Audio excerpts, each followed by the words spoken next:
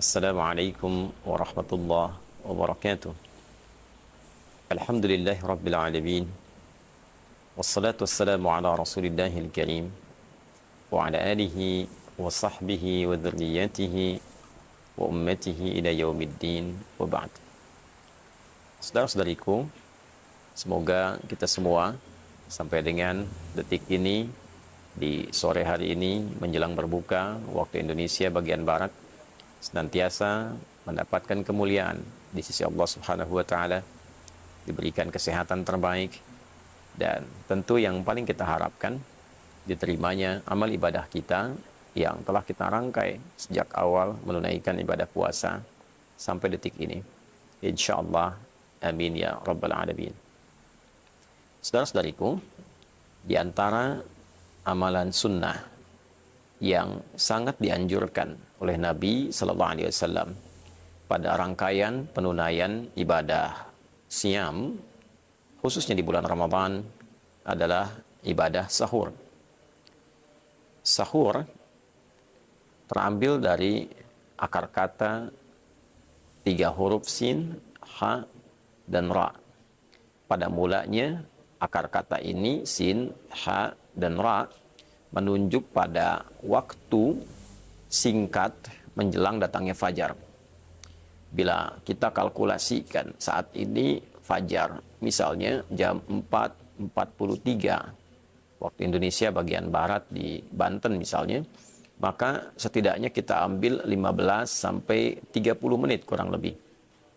Jadi 4.15 hitungan kasarnya, dimulai waktu sahar sampai tiba fajar 4.43. Itulah sahar. Jamaknya disebut dengan ashar. Saharun jamaknya asharun. Di dalam Al-Quran, Allah memberikan sifat mulia, memuliakan segolongan orang yang mengkhususkan amalan istighfar, permohonan ampunan dan taubat di waktu sahar.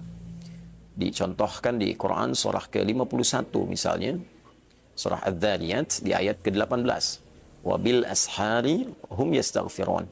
Ada segolongan orang takwa yang memiliki amalan spesial. Setelah ia tahajud, sebelum tiba waktu fajar, di waktu sahar, ia menyibukkan diri dengan banyak beristighfar kepada Allah Subhanahu wa taala. Allah juga mengelompokkan orang-orang yang gemar beristighfar di waktu singkat menjelang fajar pada kelompok yang spesial, bahkan disandingkan dengan orang-orang yang memiliki kekuatan sabar dalam menghadapi musibah, orang-orang yang gemar berinfak, orang-orang yang khusyuk dalam ibadah. Di Quran surah ke-3 Ali Imran di ayat ke-17 kita mendapati keterangan itu. Misalnya saat Allah berfirman, as-sabirina was-sadiqina wal-qanitina wal-munfiqina wal-mustaghfirina bil ashar. Ada golongan orang-orang yang imannya cukup kuat. Mereka itu orang-orang yang mampu bersabar dalam setiap ujian kehidupan. Orang-orang yang mampu membenarkan dan mengamalkan setiap apa yang Allah dan Rasulnya beritakan. Orang-orang yang khusyuk dalam ibadah. Orang-orang yang gemar berinfak. Dan orang-orang yang giat beristighfar, memohon ampunan pada Allah di waktu sahar. Sahar, waktu singkat menjelang fajar. Aktivitas yang dikerjakan di waktu sahar disebut dengan sahur namanya. Sekali lagi, aktivitas yang dikerjakan di waktu sahar disebut dengan sahur. Karena itu, jika disandingkan aktivitas ini dengan makan sebelum menunaikan ibadah puasa, menjadi bagian sunnah yang diisyaratkan juga dalam Al-Quran. Misal di surah Al-Baqarah ayat 187 di penghujung ayatnya, jika kita mengambil keumuman maknanya, wa kulu washrabu hatta yatabayyana lakumul khaytul abyadu minal khaytil aswadi minal fajr. Makan dan minumlah engkau, dipersilahkan senyamannya sampai tibalah waktu fajar itu muncul, ditandai dengan benang putih yang membelah kegelapan malam. Ini satu kata kiasan seperti cahaya yang membelah fajar shadiq yang menghilangkan kegelapan malam, menandai bahwa malam telah dibelah, hilang malam, muncul kemudian fajar. Makan dan minum senyamannya. Sekalipun ayat ini diturunkan untuk juga memberikan satu perbedaan dari kebiasaan orang-orang ahli kitab yang dahulu umumnya mereka puasa tidak makan sahur terlebih dahulu. Atau juga sebagian dari kalangan ahli kitab yang mereka menunaikan puasa sampai dengan malam harinya. Sehingga sahabat banyak berdiskusi, apakah puasa Ramadan ini sama seperti orang-orang terdahulu? Maka Allah menurunkan ayat ini untuk memberikan penguat bahwa puasa cukup ditunaikan dari fajar sampai dengan maghrib. Adapun ba'da maghrib silahkan makan, minum senyamannya sampai menjelang fajar. Di antara aktivitas makan, minum menjelang fajar itulah yang disebut dengan sahur. Anda boleh makan ba'da maghrib, Anda boleh makan ba'da isya, tapi kalau Anda makan, minum menjelang fajar di waktu sahar, maka itu disebut dengan sahur. Dalam sahur, Nabi SAW memberikan satu keistimewaan yang sekaligus menjadi rahasia bagi amalan istimewa ini. Penjelasan itu diantaranya didokumentasikan oleh Al-Imam Al-Bukhari dalam kitab sahih beliau dalam topik As-Siyam. Terdapat 97 topik dalam sahih Al-Bukhari. Di topik Kitab As-Siyam, topik tentang puasa, nomor hadis 1923 dari sahabat Anas bin Malik radhiyallahu taala anhu dari Nabi sallallahu alaihi wasallam. Beliau bersabda, "Tasahharu fa inna fis sahuri barakah." Tasahharu, makan sahurlah kalian. Makanlah kalian di waktu sahar sebelum kalian menunaikan puasa. Demikian penjelasan sabda Nabi sallallahu alaihi wasallam. Fa inna fis sahuri barakah. Kenapa ya Rasulullah? Maka sungguh aku tegaskan, kata Nabi, makan di waktu sahar itu mengandung keberkahan. Nah, ini rahasianya. Jadi ada keberkahan yang didapatkan pada aktivitas makan di waktu sahar menjelang berpuasa.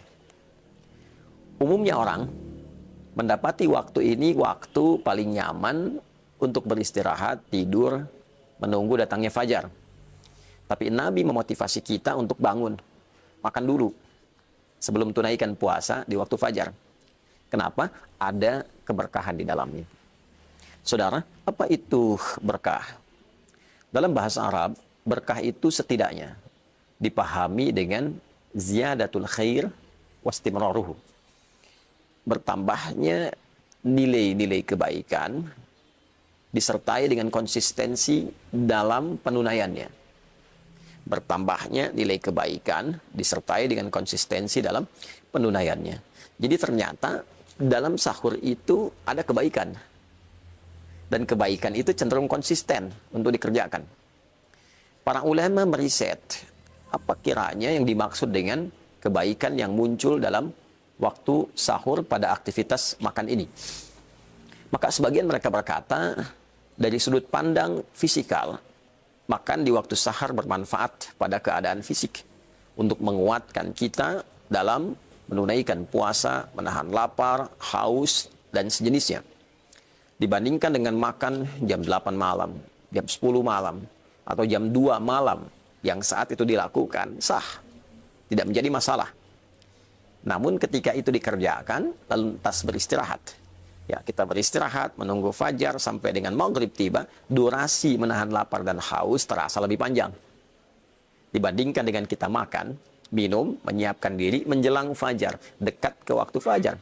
Sehingga durasi kita menahan lapar, haus saat berpuasa semakin pendek dan olahan dari makanan minum itu menjadi energi semakin optimal untuk dialirkan pada bagian tubuh kita.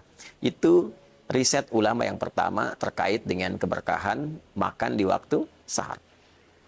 Yang kedua, ada yang meriset juga secara maknawi, menunjuk pada keberhasilan seseorang menunaikan sunnah Nabi ini.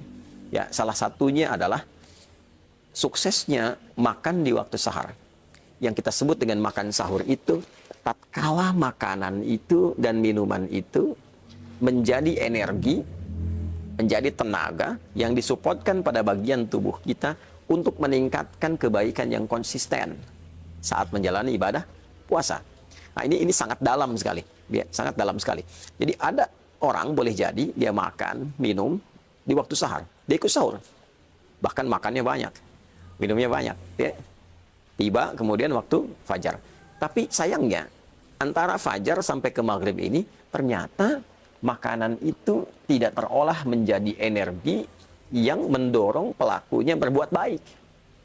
Ya, baca Qur'annya minimalis, sholat sunnahnya minim, ya, sedekahnya minim, misal, ya.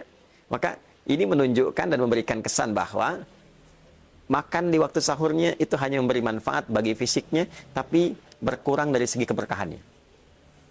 Sebaliknya, jika makan itu benar, yang dimakan halal, kan? Cara mendapatinya halal, thayyib, kualitasnya benar, menyehatkan buat tubuh, walaupun sedikit yang dimakan, maka ciri keberhasilan sahur itu dia bisa menghasilkan energi yang meningkatkan pelakunya untuk bisa bersemangat menunaikan ibadah dan ragam kebaikan lainnya. Ya, dia makan, dia sertai dengan istighfar. Begitu dimulai waktu puasa, yang terjadi bacaan Quran dia meningkat, zikir dia meningkat, istighfar dia meningkat, sholat dia meningkat, bekerjanya semangat.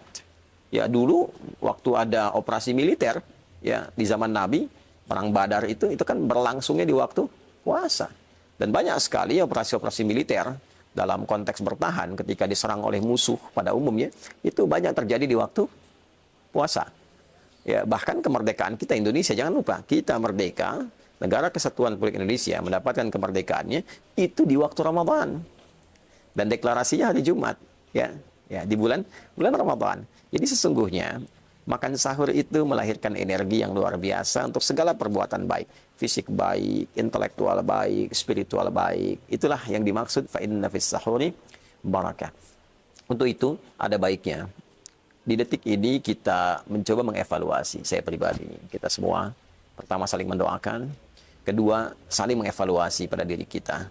Apakah dalam sahur itu sekedar makan, sekedar minum, atau dalam sahur itu ada sunnah yang berlaku, ada keberkahan yang bekerja, mendorong kita untuk terus semangat dan optimis berbuat kebaikan. Yang terpenting di balik itu semua adalah niat kita mengerjakan sahur untuk mengikuti sunnah Nabi Sallallahu Alaihi Wasallam. Jadi kalau ada yang bertanya bagaimana caranya kita mengonversi sahur sehingga jadi energi yang baik, pertama niatkan untuk mengikuti sunnah Nabi Sallallahu Alaihi Wasallam.